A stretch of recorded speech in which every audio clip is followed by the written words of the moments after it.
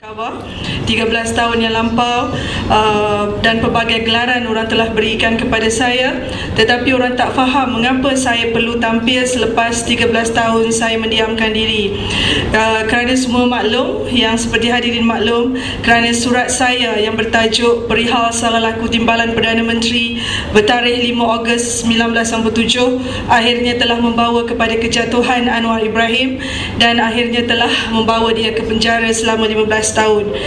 Begitulah berbisanya surat saya, tetapi apapun, kita sebagai orang Islam, kita balik ini adalah qada Allah SWT.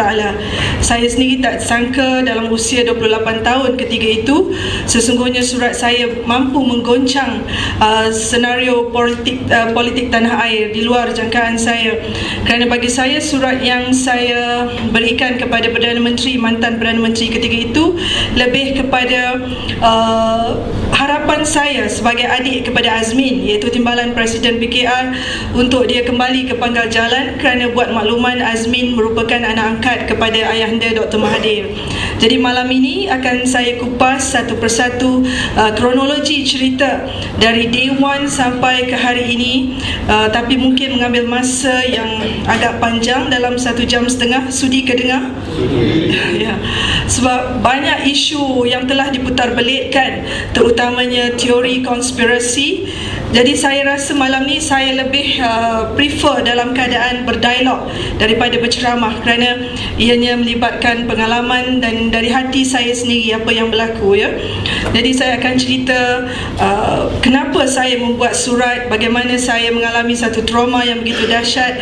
Saya ditangkap polis, saya didera, saya naik turun Bukit Aman selama setahun, saya under house arrest di bawah tahanan rumah selama setahun, yang ramai orang tak tahu. Saya dibaling batu, dimaki, dicarut dan sebagainya. Jadi saya rasa rakyat perlu tahu segala pembohongan Anwar Ibrahim ni. Maaf saya terpaksa panggil dia satu manusia dajal, kerana mungkin orang tak tahu siapa Anwar. Tapi saya melibatkan kakak ipar saya, abang saya sendiri, bahkan keluarga saya juga begitu rapat dengan Anwar. Jadi saya tahu siapa Anwar Ibrahim. Memang imejnya, Masya Allah, imej seorang Islam yang hebat. Masuk dalam masjid, dia berfirman, dia berkhutbah dan sebagainya, semata-mata untuk menutup kemungkaran segala najis dia, dosa-dosa yang dibuat bagi mengkaburi orang-orang Melayu yang mudah tertipu ketika itu. Jadi sebab itu saya merasa terpanggil, kerana saya rasa tak sanggup lagi. Sebab Anwar ni satu tokoh yang saya kagum satu ketika dulu. Setiap bulan ataupun 2 minggu sekali dia akan datang rumah mak bapak saya makan. Memang hubungan kami begitu akrab, macam sebuah keluarga. Dan kalau dia datang pun saya tak pernah bersalam dengan dia, kerana saya anggap dia satu orang yang alim, ulama. Dan ketika nenek saya meninggal juga, Anwar mengimamkan jenazah. Sampai ke tahap itu saya, keluarga kami mengiktiraf Anwar sebagai orang yang alim ketika itu. Tetapi apabila segala rahsianya terbongkar, bermula dengan pembantu rumah yang bernama Atun. Atun adalah pembantu rumah abang saya Azmin. Jadi jangan kita ingat pembantu rumah tak dapat menyumbang sesuatu kepada sesuatu yang baik untuk negara. Jangan kita ingat dia potong bawang, potong cili, tetapi pembantu rumah juga boleh contribute something. Tiba-tiba satu hari kami dikejutkan dengan cerita pembantu rumah kata banyak perlakuan yang tidak senonoh telah berlaku di dalam rumah di antara Anwar Ibrahim dengan kakak ipar saya, Syamsidah Tahrin. Memang para hadirin, tepuk air di dulang, pak kata pepatah, ya, terpecik muka sendiri. Tetapi apakan daya saya, kerana Anwar dan Azmin bercita besar untuk merampas negara, untuk menghuru-harakan Malaysia. Sebab itu saya merasa terpanggil untuk membetulkan segala yang tidak betul. Kalau saya nak jalan mudah, saya dah ambil berjuta-juta dari Anwar dan Azmin, tetapi saya telah memilih yang sebaliknya. Jadi bila pembantu rumah menyampaikan cerita-cerita tu, saya dan keluarga tak percaya Memula kami tak ambil pusing dengan cerita-cerita pembantu rumah kerana kami menganggap dia mungkin ada hidden agenda atau dia ada penyakit psikotik dan sebagainya. Kami tak ambil pusing. Tetapi ini dikuatkan lagi hujah bila driver iaitu Azizan bin Abu Bakar yang pernah bekerja dengan Anwar diliwat 17 kali oleh Anwar. Dia tak tahan, dia berhenti, dia join abang saya Azmin. Jadi saya masih ingat bila Azizan datang ke pejabat saya di Danau Kota, Azizan menceritakan benda yang sama. Dia kata, Mi, tolonglah aku dah tak tahan lagi makan rezeki haram, aku dah tak mau aku diliwat lagi. Aku keluar mulut buaya, aku masuk mulut naga. Aku berhenti dari Anwar dengan harapan aku nak rezeki yang halal. Aku dah bertaubat, aku join abang kau. Tapi bila aku join abang kau, sekali lagi aku mendapat rezeki yang haram. Saya kata, kenapa Zan? Apa yang kau maksudkan? Dia kata, setiap minggu aku terpaksa bawa kakak ipar kau untuk buat kerja terkutuk dekat kondo Tivoli Villa di Bangsa. Mula-mula saya kata, Zan, kau jangan cakap itu abang aku dan dia kakak ipar aku. Kalau korang nak duit, kalau korang ada motif lain, kalau korang nak duit, korang cakap, tapi jangan buat fitnah. Tetapi apabila dia mampu melakarkan di pelan, dia kata, kalau korang tak percaya, tak apa, kumpul adik-beradik dan saksikan setiap hari Rabu pukul 5.30 petang selepas kabinet meeting. Dia kata, aku akan hantar kakak ipar kau kepada Nala Karupan. Kenal tak Nala? Ya, ya, Tokyo Judy Magnum, ya, itu merupakan kawan baik kepada Anwar ketika itu. Jadi saya macam tenganga dengan cerita masa tu kerana bagi saya Anwar, kita tak boleh imagine lah dia jahat masa tu kan. Jadi saya kata tak apa, bagi mengesahkan kesahihan cerita Azizan, dia siap bagi tarikh. Dia kata hari Rabu depan selepas cabinet meeting, kau make sure kau sampai dekat Bangsa pukul 5, sebab in between 5 suku ke 5.30 Nala akan datang ambil Syamsidah. Aku akan turunkan di pintu depan Bangsa Shopping Complex. Engkau kena tunggu dekat pintu belakang Bangsa sebab Nala akan ambil dia. Jadi bagi memastikan kesahihan cerita Azizan, saya bersama abang saya Azman dan ada dua lagi saksi, maksudnya 5, Zamrah kawan saya dan Nurmala bersama saya, sebab nak masuk ke kondo mewah tu kami perlukan stiker. Jadi kebetulan kawan saya bernama Nurmala ada stiker, ada satu unit di dalam kondo mewah tu. Saya terpaksa mendapatkan pertolongan Nurmala untuk masuk. Jadi berlakulah satu tarikh yang saya sukar lupakan, 30 Jun 1997, setahun sebelum Anwar dipecat. Jadi tepat pukul 5.30 petang, saya masih ingat bagaimana kereta Daimler WBV 37 yang dipandu oleh Datuk Nala Karupan menyusup masuk ke Bangsa dan Anwar berada di sebelahnya. Dan saya masih ingat dengan begitu jelas Syamsidah turun daripada kereta yang dipandu oleh Azizan, melompat masuk ke kereta Nala, dan saya sempat merakamkan gambar-gambar masa itu. Saya dah mula start menjerit, tetapi abang saya Azman tenangkan. Dia kata, relax, kita tengok apa jadi.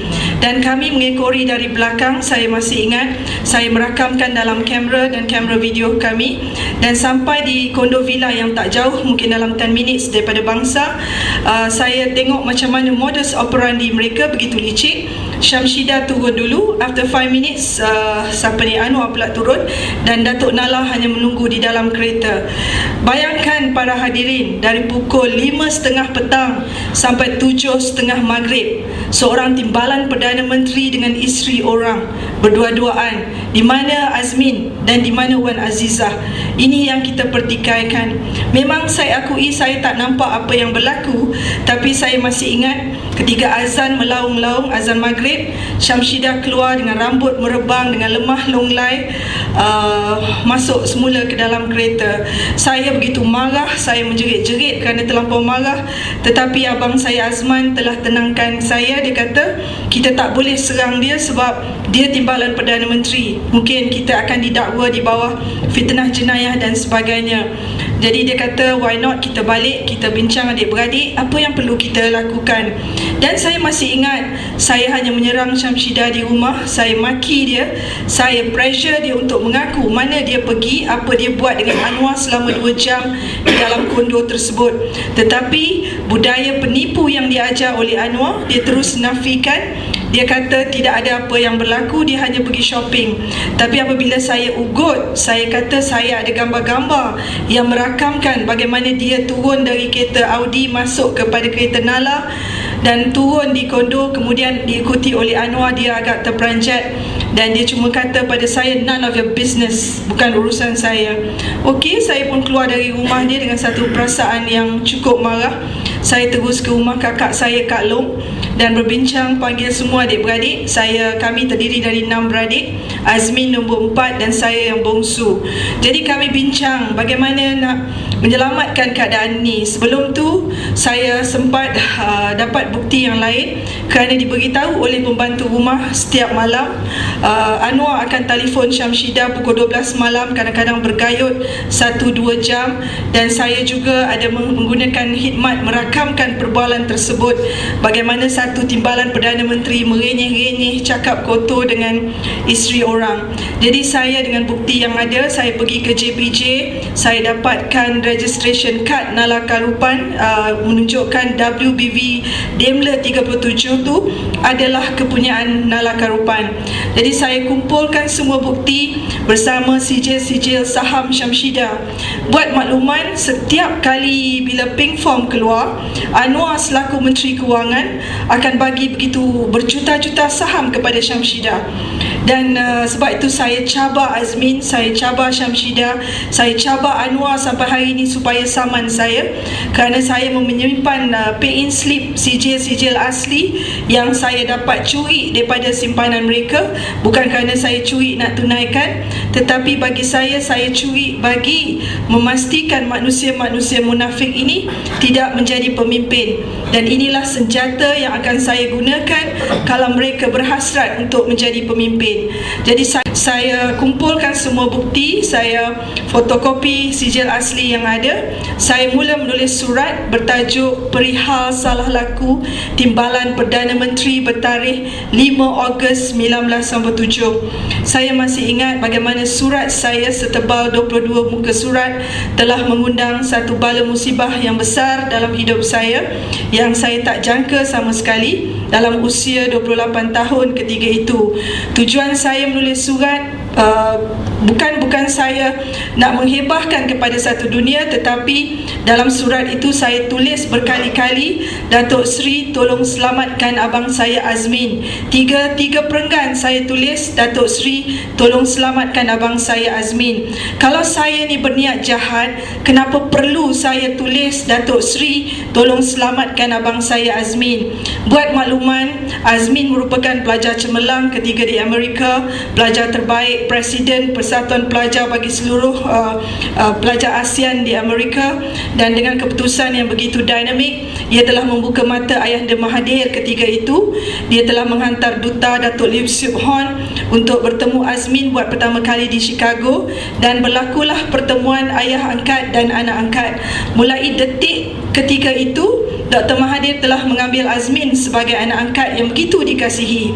Sebab itu ketika Azmin kahwin 8 tahun 88, Dr. Mahathir sanggup datang ke rumah mak bapak saya di Kampung Kelangit meraihkan perkahwinan Azmin yang gilang gemilang seperti perkahwinan anak Perdana Menteri. Sampaikan masa nak meminang Syamsidah juga dengan polis rider diarahkan turut serta.